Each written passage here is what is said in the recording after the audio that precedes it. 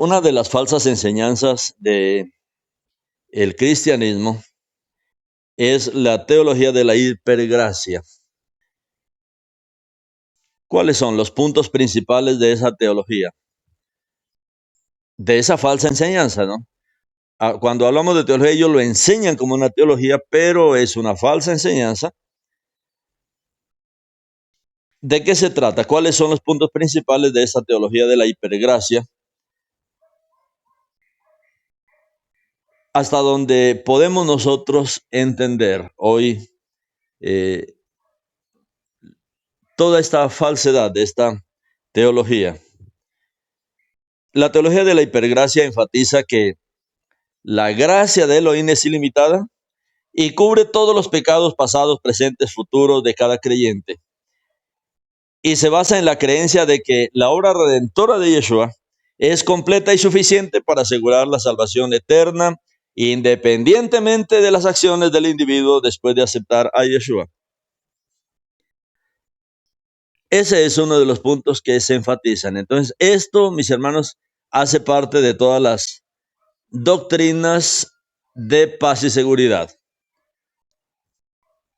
Vuelven al creyente totalmente perezoso, totalmente irresponsable con respecto a lo que como creyentes nos corresponde hacer.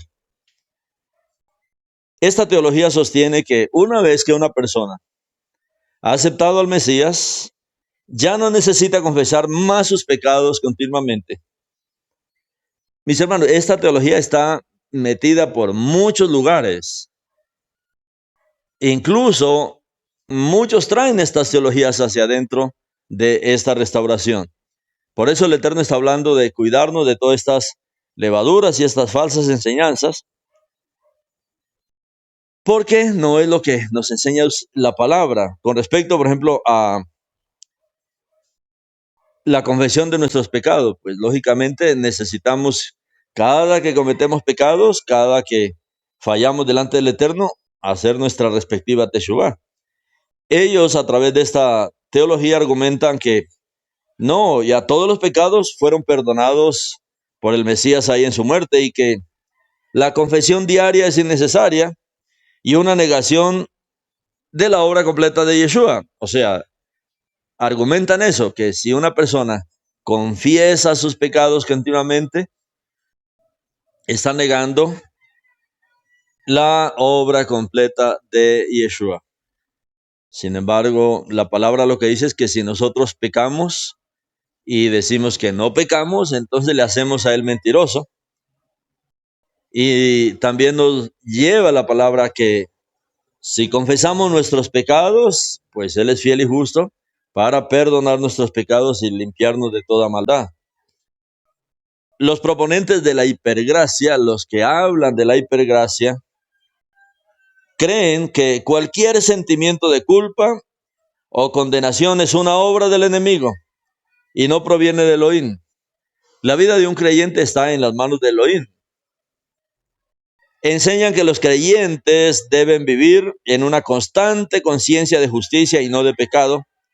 O sea, que tienen que ignorar cualquier señal de culpa, no hacerle caso a ninguna luz, no abrir los ojos a ninguna luz que venga de parte del Creador. Esto hace que la conciencia de la persona sea totalmente cauterizada, ciega, dura.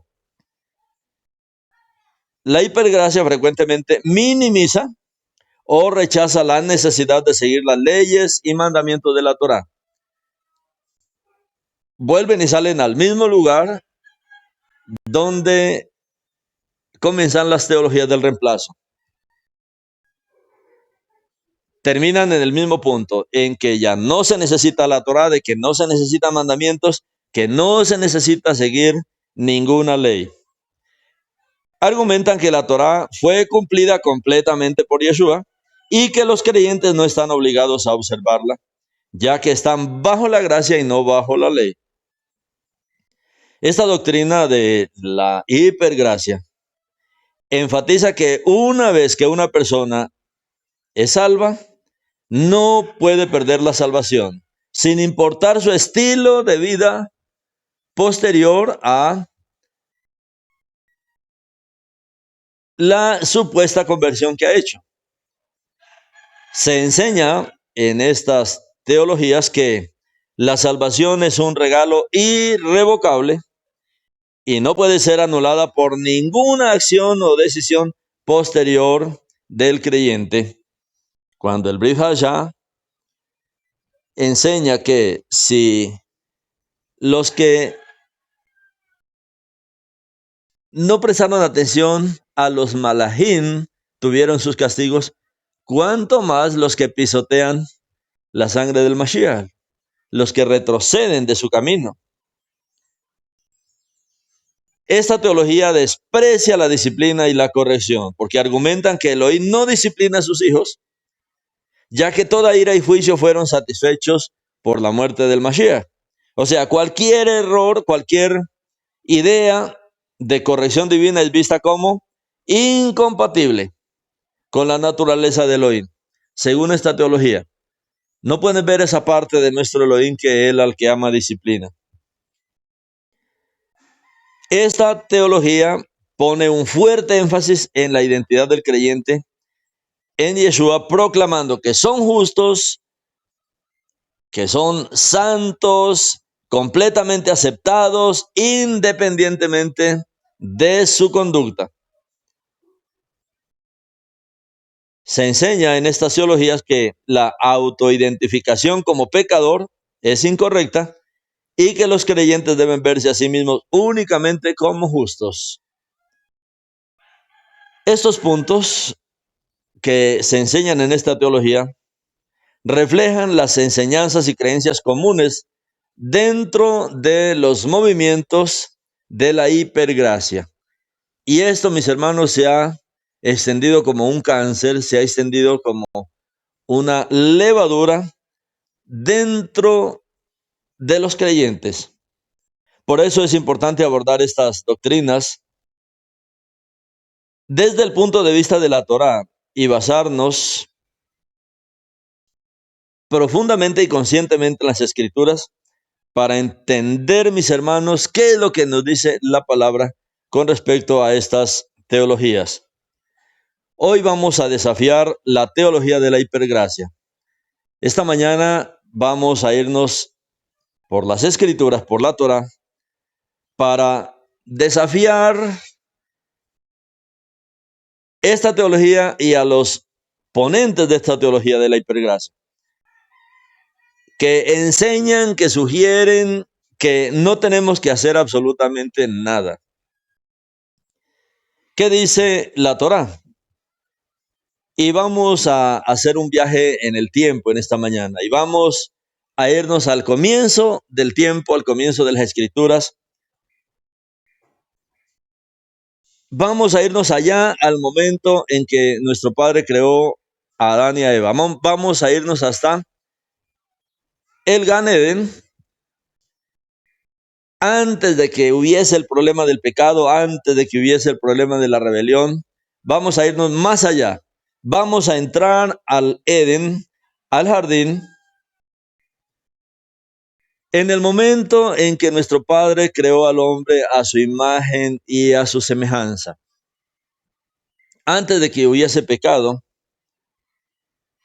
nosotros vemos que nuestro Padre, Él creó al hombre a su imagen y a su semejanza.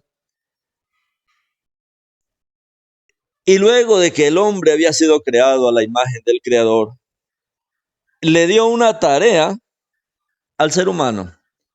Y estamos hablando antes de pecado, cuando todavía no había pecado en este mundo. El hombre recibió la tarea de cultivar y proteger esa herencia que el Eterno le había otorgado.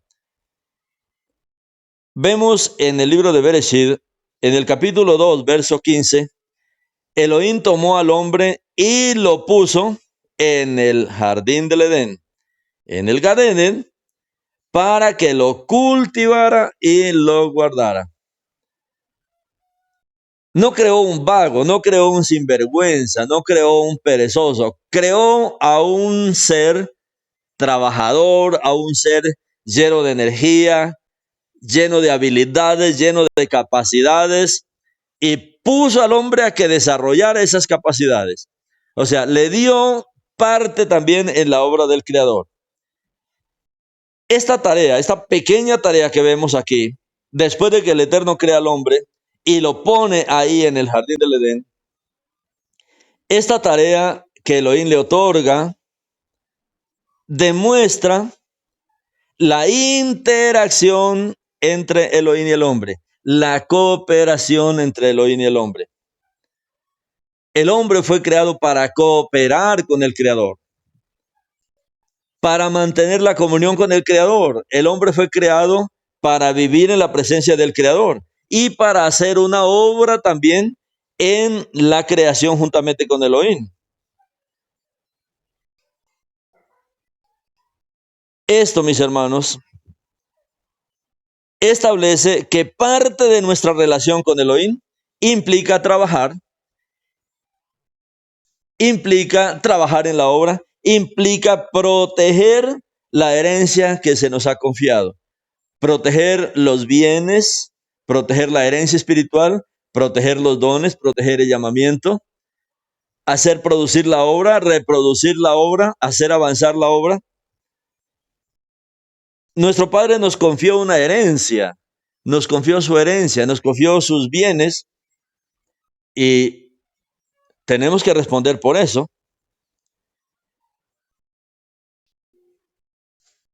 No solamente le dio trabajo en el huerto, lo puso a trabajar en el huerto. Ese huerto representa el reino, ese huerto representa nuestra cooperación en la obra del Creador. Nuestro vivir, nuestra vida, el Eterno quiere un hombre espiritual. Un hombre espiritual es un hombre laborioso. Un hombre espiritual es un hombre que continuamente está involucrado en la obra del Creador. Y usted ve a los hombres espirituales de la Escritura totalmente ocupados cooperando en la obra del Creador. Ocupados en su herencia, ocupados en su salvación, ocupados en la obra del Creador. El enemigo inventa doctrinas, inventa falsas enseñanzas para neutralizar al ser humano, para que el ser humano no haga nada, haciéndole creer que no es importante en la obra del Creador, no es importante en el plan del Creador. En toda la Escritura, nosotros vemos cómo el Eterno nos llama a involucrarnos con Él, a involucrarnos en su obra, a involucrarnos en cualquier don, en cualquier ministerio que el Eterno nos haya dado. No solamente lo puso para que lo cultivara y lo guardara, vemos también en la creación que el Eterno le dio otro trabajo para Adán. Nombrar a los animales, darles nombres a los animales. Un colaborador para el Elohim. ¿Por qué el Eterno le dio ese trabajo? ¿Cómo es que le da el trabajo a Adán de que coopere con él, dándole nombre a todos los animales de la creación, grandes y pequeños? No es un trabajo fácil. Hoy para esto, mis hermanos, han tenido que crearse carreras, ciencias y una cantidad de cosas para poder identificar cada animalito que representa el nombre científico. Bueno, Adán lo hizo de una manera muy sencilla y nuestro Padre lo llamó a que colaborara con él en esa parte de la creación. Él creó los animales, pero los nombres no se los dio el Creador, se los dio a Adán. Dice el libro de Bereshit que Elohim llevó los animales a Adán para que les nombrara. Esto parece una tarea simple cuando uno lo lee rápidamente. Hay veces que ni le presta atención, pero esto es muy importante. Bereshit 19:20 dice, y Elohim formó de la tierra a todo animal del campo. Elohim formó de la tierra a todo animal del campo y a toda ave del cielo y los trajo a Adán para ver cómo los llamaría. Adán, aquí están todos estos animales, pero ¿cómo les vamos a llamar? Ponle nombres, Adán, a los animales.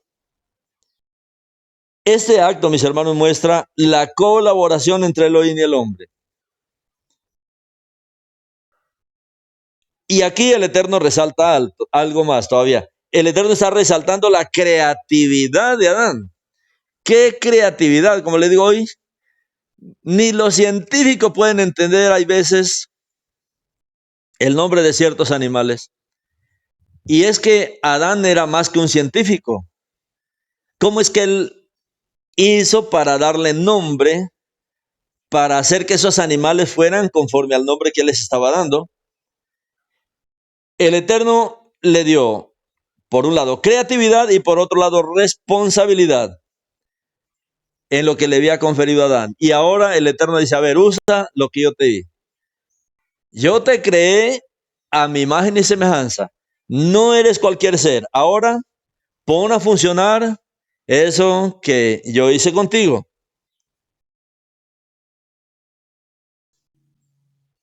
No solamente eso, ahí en el huerto, el Eterno también creó al hombre para que el hombre cumpliera los mandamientos de Elohim. Habían mandamientos incluso desde el comienzo, y el Eterno le dio un mandamiento específico aquí a Adán y a Eva. En versículo 16-17 dice, y Elohim le mandó al hombre diciendo, de todo árbol del jardín puedes comer, pero del árbol del conocimiento del bien y del mal no comerás. De todo árbol del jardín puedes comer, pero del árbol del conocimiento del bien y del mal no comerás. Es un mandamiento y la obediencia a este mandamiento formaba parte crucial de la relación con Elohim, demostrando que los mandamientos también son fundamentales en la vida perfecta antes del pecado. Estos mandamientos no son después, son antes. Por eso queremos esta mañana estar allá en el Edén, en un mundo sin pecado, en un mundo pre-pecado, en un mundo perfecto, pero vemos ahí cómo el hombre coopera con el Creador, cómo el hombre es uno con el Creador, cómo el hombre es uno con la palabra, cómo el hombre trabaja juntamente con Elohim, vive en comunión con Elohim, cómo el hombre guarda también los mandamientos de Elohim.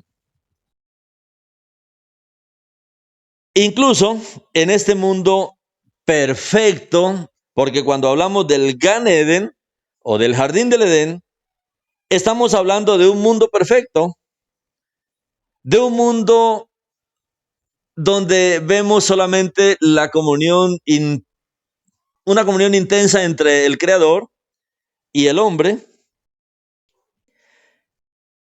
pero el hombre interactuando con Elohim. Y el Eterno le había dado al hombre tareas, mandamientos, cosas que hacer en la creación juntamente con el Creador. Contra todo esto es que está el asunto de la hipergracia. Contra todos estos asuntos que nosotros vemos, donde la hipergracia enseña que no, que el hombre no tiene que hacer absolutamente nada. Es porque hay veces pasan de alto todas estas situaciones que nuestro Padre presenta desde el comienzo de las Escrituras. Las teologías de la hipergracia que sugieren que no tenemos que hacer nada, pues no se sostienen, mis hermanos, al examinar la Torá.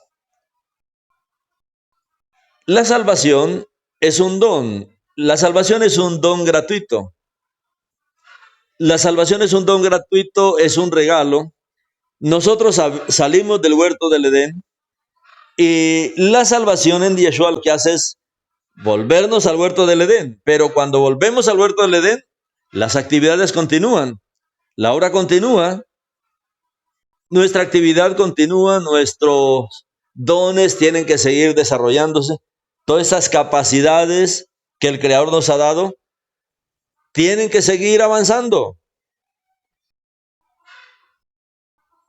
Aunque la salvación es un don gratuito, tenemos que ver que la salvación es para regresarnos a nuestra posición original y aún mejorar nuestra condición original. En este caso, lo que vemos nosotros aquí en el huerto, Cuando nosotros hablamos de nuestra relación con Elohim, de nuestra comunión con Elohim, cuando usted habla de esa comunión con Elohim, de esa relación con Elohim, eso, mis hermanos, implica cultivar el huerto, y cultivar implica sembrar, cultivar implica también limpiar, proteger esos cultivos, proteger esa herencia. El Eterno nos da el Gan Eden, el Eterno nos da a Am Israel, el Eterno nos da las comunidades de Israel, el Eterno nos da la herencia, el Eterno nos da los hermanos, el Eterno nos da su palabra, el Eterno nos da estos tiempos maravillosos de oración, de comunión. Tenemos que nosotros cuidarlos, y bendito el Eterno porque nos ha dado esa responsabilidad y hemos podido responder esa responsabilidad. Bueno, así es, cuando hablamos de una relación con Elohim, implica entonces que nosotros tenemos que cuidar, cultivar, proteger esa herencia, colaborar con Elohim, mantener nuestra intimidad con Elohim, nuestra vida de comunión, de oración, de adoración. Es que es algo normal que nosotros debemos vivir. Y también cumplir sus mandamientos y las tareas que Él nos ha encomendado en su obra. Entonces, esto, mis hermanos, echa por tierra todas estas doctrinas de la hipergracia, donde se cree que el hombre no tiene que hacer absolutamente nada. Aunque, como les digo, la salvación es un don gratuito, la salvación es un regalo, que lo único que usted tiene que hacer es aceptar la salvación. Salimos del huerto, fuimos echados del huerto, fuimos exiliados del huerto, y Yeshua viene ahora para regresarnos al huerto a fin de que cumplamos nuestras actividades, cumplamos nuestra responsabilidad. Una cosa es la salvación, pero otra cosa es lo que estamos llamados a preservar y a desarrollar. Estamos llamados a ser los colaboradores, los cooperadores, los impulsores, los gerentes, los representantes. Cuando hablamos, por ejemplo, de Sheliahim, ¿quién es un Sheliach? Un Sheliach como Shaul, digamos. ¿Quiénes son los Sheliahim? Son los embajadores del reino. Un embajador tiene que representar muy bien a su reino, tiene que hacer cosas por su reino, tiene que motivar a su pueblo. Un Sheliach, un apóstol, el trabajo principal es ser un embajador. Nosotros estamos llamados a ser embajadores de este reino, a presentar este reino, a hablar bien de este reino, a corregir las cosas que no funcionan en el reino. Estamos llamados a preservar, estamos llamados a desarrollar nuestra fe a través de acciones que reflejen nuestra verdadera relación con Elohim. Cuando vemos nosotros la vida de Adán, cuando vemos la vida de Java, ahí en el Gan Eden, nos muestra que la relación con Elohim es activa, la relación con Elohim es colaborativa, no es pasiva. Cuando nosotros hablamos de oración, yo a veces le digo a los hermanos, la oración es oración, o sea, estamos orando y estamos haciendo. No estamos esperando que sucedan algunas cosas, no, estamos actuando para que las cosas sucedan. La escritura habla, por ejemplo, en el libro de Mashiach Shelhin, de Hechos, que Kefa y Yohanan, ellos tenían como costumbre ir a los tiempos de oración del templo, o sea, a las 9 de la mañana, a las 3 de la tarde, y en una ocasión de esas, había un hombre muy conocido ahí en la puerta, un paralítico, que todos los días pedía sus monedas ahí. Kefa y Yohanan, ellos no se pararon y comenzaron a orar y a hacer grandes oraciones, no, se dirigieron a este hombre y le dieron una orden en el nombre de Yeshua HaMashiach, en el nombre de Yeshua de Nazaret. Levántate. O sea, nosotros necesitamos ver que el Eterno ya nos ha capacitado para que hagamos las cosas. Cuando creó a Adán, cuando creó a Eva, los creó con una capacidad y le dijo, bueno, Adán, ahora sí, a cultivar el huerto. Adán no estaba continuamente diciendo, bueno, padre, ¿aquí qué hago? ¿Y aquí qué hago? Aquí. No, ya era desarrollar esa capacidad. Mantenía esa comunión, pero él tenía que desarrollar esa capacidad. Esto, mis hermanos, nos muestra con qué objetivo fue que el Eterno nos creó. El asunto es que salimos de este objetivo. La caída fue que salimos de este objetivo. Salimos de la relación con Elohim. Salimos de nuestro trabajo activo en la obra de Elohim. Fuimos sacados de esta tarea colaborativa de Elohim y ahora Yeshua nos salva para que volvamos nosotros a cumplir nuestro papel. Ahora, incluso los mandamientos que el Eterno está dando aquí, la obediencia a los mandamientos,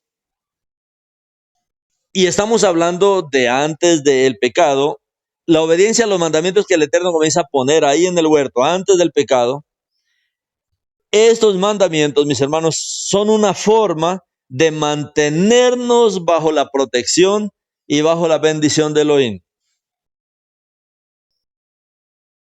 Y cuando los obedecemos, estamos demostrando nuestra confianza en su sabiduría, estamos manifestando nuestra confianza en su amor. La vida de Adán, la vida de Java, ahí en el jardín, ahí es donde están los principios con relación a la creación.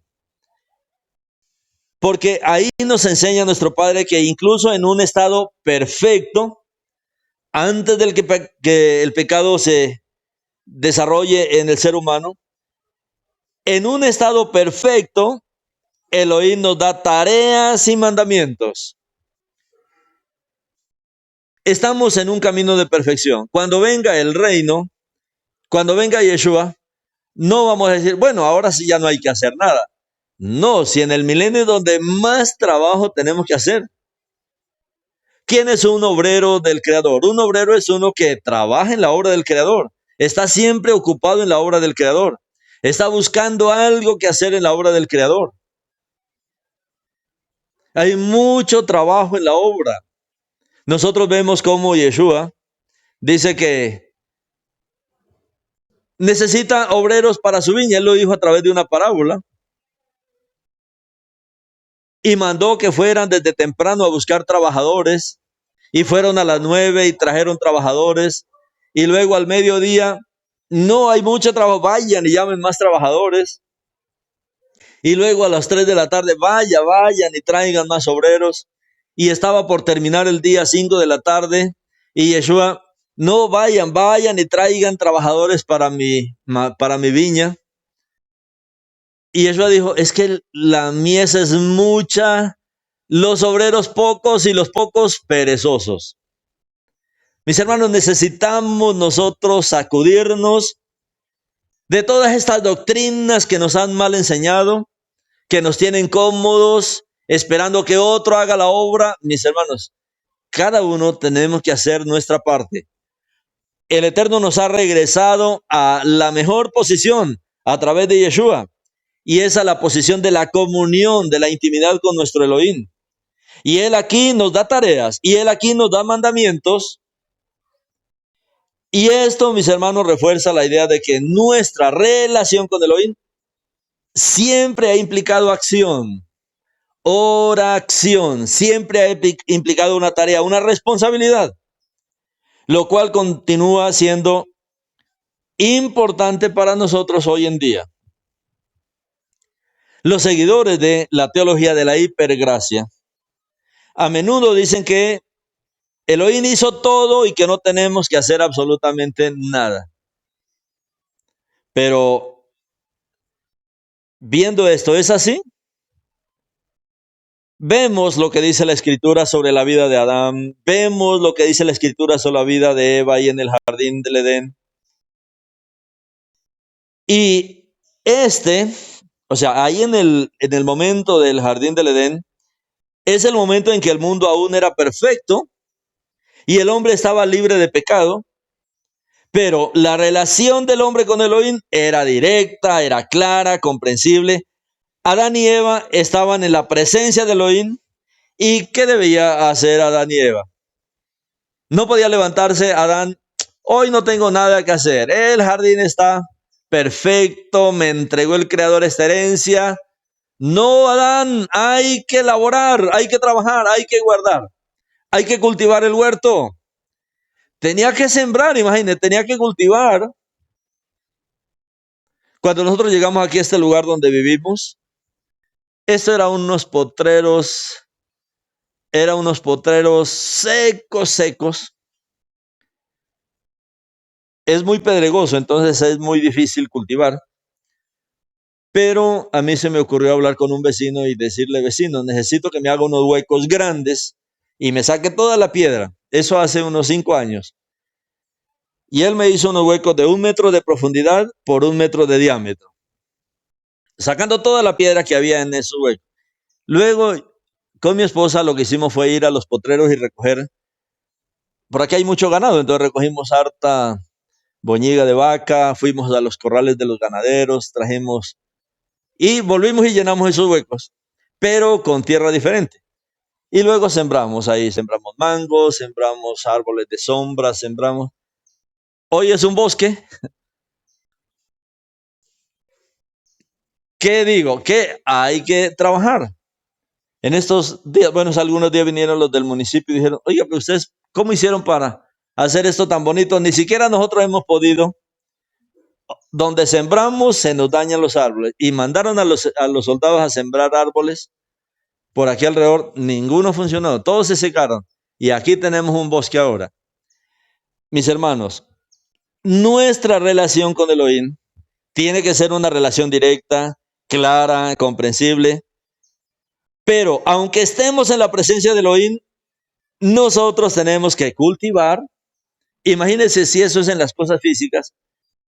Adán, hay que regar el huerto. Adán, hay que cultivar el huerto.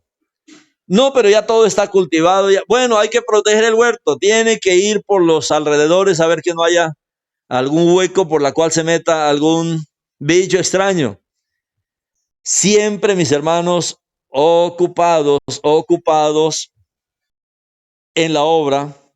Aquí el Eterno le dio la responsabilidad a Adán de cultivar, de proteger esa herencia del Eterno. Y al crear al hombre, Elohim lo puso ahí en un jardín y le dio la primera tarea. La primera tarea, cultivar. Trabajar en ese jardín, protegerlo. Nosotros vemos que incluso entonces hubo esa interacción.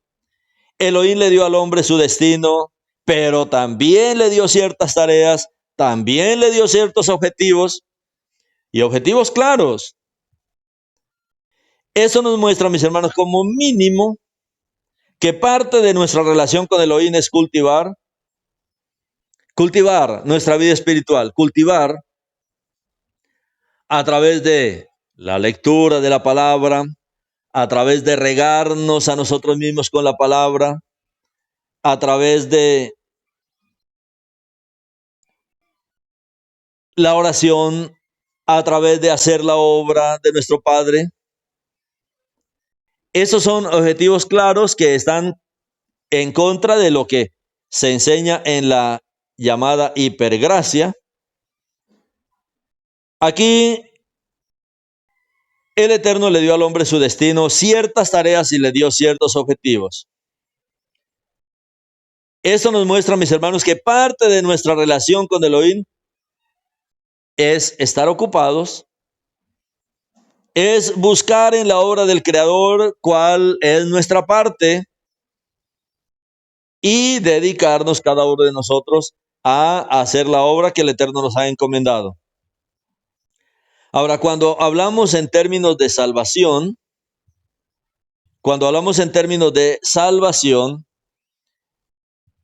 para merecerla realmente no tenemos que hacer nada. la obra de salvación, la obra de redención, la obra de la muerte de Yeshua, la obra de Él cargar con nuestros pecados, la obra de Él perdonarnos, la obra de Él limpiarnos, la obra de Él resucitar, de ascender al trono. Bueno, no podemos hacer nada porque es parte de la obra que Yeshua hace.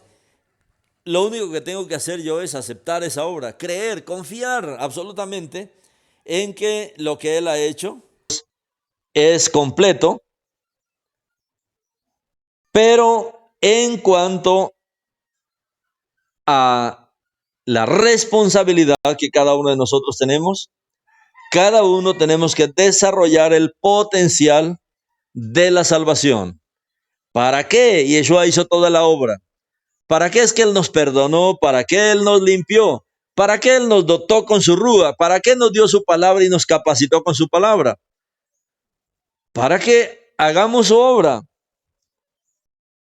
Realizar la obra en comunión constante con Yeshua. Cuando de verdad mantenemos una comunión viva con Yeshua, lógicamente vamos a ver frutos en la obra del Creador. Elohim, como vemos, lleva al hombre los animales que él había creado para que el hombre viera cómo los había de llamar. Y como él los llama, así los animales se convierten. Cuando Adán le pone un nombre a un animal, el animal se convierte en ese nombre que Adán está haciendo. Adán pone el nombre y el Eterno crea esa característica de ese animal. Todo en cooperación. No es solamente que le puso el nombre, no, le puso el carácter, le puso la naturaleza, y Elohim cooperaba en ese momento, en esa co-creación con el hombre. Y así como Adán lo llamó, así se convirtieron los animales. Esta interacción, esta cooperación es lo que cada uno de nosotros debemos ver. La creatividad, el poder, la responsabilidad, el poder, la autoridad que Elohim ha puesto en cada uno de nosotros. Mis hermanos, es porque tenemos todos un trabajo que realizar, una obra que llevar a cabo, la obra de nuestro Creador en esta tierra. Ahora, ya aquí en este mundo que era perfecto, hablando del tiempo en que Adán estaba ahí antes de caer, vemos que Adán actuaba en cooperación con Elohim y aplicaba ese poder de Elohim que le había dado. El hombre tenía parte en esa obra del Creador. Y esto, mis hermanos, hacer la obra del Creador, participar en la obra del Creador, esto es parte activa de nuestra relación con Elohim. No podemos decir que tenemos una relación activa con Elohim si no hacemos nada. Estamos muertos en vida, como dice el Brit Hadashah. Muéstrame tu fe sin obras. En cuanto a la salvación, vuelvo y le repito, en cuanto a la salvación, en cuanto a la obra de Yeshua, en cuanto a su encarnación, en cuanto a su muerte, en cuanto al sacrificio de él por nuestros pecados, en cuanto a la limpieza que él efectúa de nuestros pecados, en cuanto al don que él nos da de su rúa, de su capacidad, de su autoridad. Bueno, en eso lo único que tengo que hacer es creer. Pero ¿para qué él me da toda esta riqueza? ¿Para qué me da toda esta herencia? Para actuar. Él me da vida para que yo actúe, para que yo haga su obra. Adicionalmente, como vemos ahí en el huerto, el Eterno también le dio ciertos mandamientos al hombre para que cumpliera. Eso manifestaría la confianza de Adán en el Elohim viviente. Aquí vemos que el Eterno le da también un mandamiento. Los mandamientos forman parte de la relación del hombre con Elohim. Cada mandamiento nos recuerda mi unión con Elohim. Cada mandamiento me acuerda de mi relación con Elohim. Muestra que Elohim sabe mejor lo que es bueno. Él sabe lo que mejor le conviene, lo que más nos conviene a nosotros. Los mandamientos siempre nos van a dar mejor luz con respecto a los planes que el Eterno tiene con nosotros. Ahí el Eterno le dice al hombre, de todo árbol del huerto puedes comer, pero del árbol del conocimiento no. De todo árbol del huerto puedes comer, incluso del árbol de la vida. El árbol de la vida es el árbol de mi comunión, es mi vida de comunión con el Creador. Es mi vida de relación con el Creador. El árbol de la vida muestra es mi comunión con Él, mi vida con Él, mi unión con Él a través del Mashiach. Es mi dependencia de Él. Es lo primero. Lo primero no es la obra, lo primero es en dónde va a estar su centro. El centro es el árbol de la vida, no es el árbol del conocimiento. El centro es la comunión, el centro es mi dependencia, es mi relación personal con Yeshua. Es mi relación directa con la palabra, con la Torah, con sus mandamientos. El resto es la obra y la obra va a depender, la bendición de la obra va a depender de mi relación con el árbol de la vida. Para cada uno de nosotros el centro es el árbol de la vida. ¿Qué es el árbol de la vida? Es mi vida de relación personal con Yeshua, es mi vida de comunión con Él. Si no tenemos esta vida de comunión, podemos estar haciendo mucha obra. Hoy hay mucha gente haciendo mucha obra, pero no procede de la relación con el Creador, de la relación con Yeshua, de mantener esa comunión y esa intimidad con Él. Aquí el Eterno lo primero que le mostró es que Él debía vivir en esa comunión. El árbol de la vida, el árbol de la dependencia del Creador, el árbol de la intimidad con el Creador, el árbol de la unidad con el Creador. Eso le daba capacidad al hombre para escuchar la palabra del Elohim. Y cuando el hombre escuchara y creyera la palabra del Elohim, habría bendición en la obra que el Eterno le había encomendado.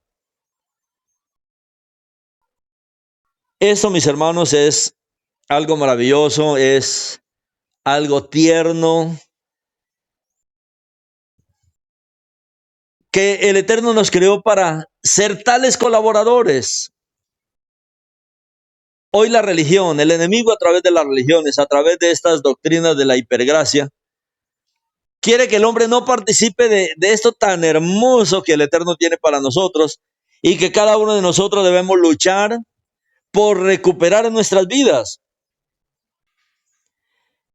Esto fue lo que ayudó a Adán y a Eva a cumplir las tareas que Elohim les había encomendado. Como vemos, incluso antes de que el pecado causara la necesidad del sacrificio de Yeshua. Incluso antes. El sacrificio de Yeshua se da después de que el hombre sale del huerto. Antes, Yeshua no necesitaba morir. ¿Sí sabían eso? Parte de la redención. Si el hombre no hubiera salido del huerto, Yeshua no había necesidad de él morir. No se necesitaba la redención. La redención se necesita después de que el hombre sale del huerto. A ver, ¿cómo es esto? Antes de caer, el árbol de la vida estaba en el centro del huerto. El árbol de la vida representa a Yeshua. O sea, el hombre fue creado para vivir en intimidad con Yeshua. Y Yeshua es el árbol de la vida. La palabra de Elohim también es el árbol de la vida. Y Yeshua es la Torah viviente. ¿Qué tenía que hacer el hombre? No había pecado en el hombre, no había maldad. Era la imagen y semejanza del Creador. ¿Qué tenía que hacer? Acercarse sencillamente a Yeshua y vivir en una comunión íntima con Yeshua. Pero el hombre rechazó el árbol de la vida, o sea, rechazó a Yeshua desde el comienzo, sale del huerto, ahora Yeshua tiene que poner en marcha todo el plan de redención, de venir, hacerse hombre, de morir, de resucitar, de dar el ruag al hombre, perdonar el pecado del hombre para regresarlo otra vez al huerto. Pero como podemos ver nosotros, incluso antes del pecado, antes de que el pecado causara el sacrificio de Yeshua, Elohim le da al hombre tareas, le da mandamientos, le da obra, le da parte en la creación. Y todo esto, mis hermanos, forma parte de nuestra relación viviente con Elohim, de nuestra relación activa con Elohim. Una persona que hace obra, se ve cómo él se involucra activamente con Elohim. Una persona que no tiene obra, pues uno no ve que está involucrado con Elohim, no está cooperando con la obra de Elohim. Él nos llamó, mis hermanos, para que formemos parte de la obra. Él, en su misericordia, nos puso, mis hermanos, en el ministerio, en este tiempo, de toda esta restauración que le está haciendo, de la identidad de Yeshua, de la restauración del pueblo, de la restauración de las escrituras. Tenemos que ser activos, así como en Adán nosotros podemos ver cómo era la actividad. No era un Adán perezoso que amanecía el día y él estaba acostado hasta tarde, echándose aire, estoy en el huerto. No, ahí tenía que laborar, ahí tenía que trabajar. Hoy nosotros de la misma manera, llega el día, mis hermanos, ya no podemos estar en la cama, ya nos cansa la cama. Padre, aquí estoy delante de ti. Es nuestro tiempo, nuestro rey, es el tiempo en que yo coopero. El Creador y nosotros nos unimos. Tiempo de oración, tiempo de bendición, tiempo de estudio de la palabra. Es maravilloso. Él quiere ver así a un pueblo involucrado en la obra, que deshagamos y destrocemos todas estas teologías inventadas por Hasatán, que nos quieren hacer perder, mis hermanos, esta gracia, este privilegio, este honor, esta honra que el Eterno nos da de ser de verdad activos totalmente en su obra. No podemos decir, hermano, pero no hay nada que hacer. ¿Cómo que no hay nada que hacer? Ore y dígale al Padre, aquí estoy, Padre, delante de ti. Úsame. Quiero ser útil, Padre, en tus manos. No quiero ser un siervo perezoso, como él dijo. Siervo perezoso, siervo negligente. No. Padre, quiero activarme. Actívame, Padre, en tu obra. Ponme, Padre, trabajo. Ponme a hacer algo. Quiero, Padre, ser parte de esta obra por la cual tú me creaste. Bendito eres tú, nuestro Rey. Bendito eres tú, nuestro Padre. Padre, por este privilegio, por esta honra, nuestro Padre, que tú nos das, de despertarnos, de sacudirnos, Padre, que tu Rúa nos sacuda, Padre, de todas estas malas enseñanzas, de todas estas falsas enseñanzas. Padre, límpianos y ponnos, Padre, en tu obra, para cuidar, para laborar, para guardar, nuestro Padre, para guardar tus mandamientos, para servir, para mantenernos en esta comunión íntima, viviente y activa contigo. Beshen Yeshua HaMashiach.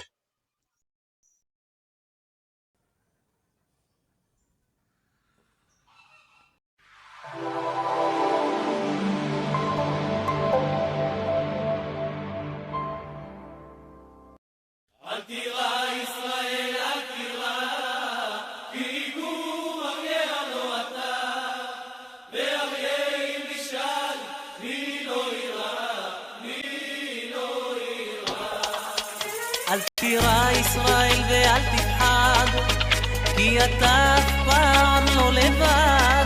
שוכן שמיים אל יחיד ומיוחד, שומר עלינו מכל רע לעד. שומר עלינו בלילה וביום, שומר עלינו בכל זמן ובכל מקום, ביבשה, באוויר וגם בים, הוא מגן עלינו מכולם. השם שומר עליך מכל רע. אל תירא ישראל, אל תירא, יענך השם ביום צרה. אל תירא ישראל, אל תירא, השם שומר עליך מכל רע. אל תירא ישראל,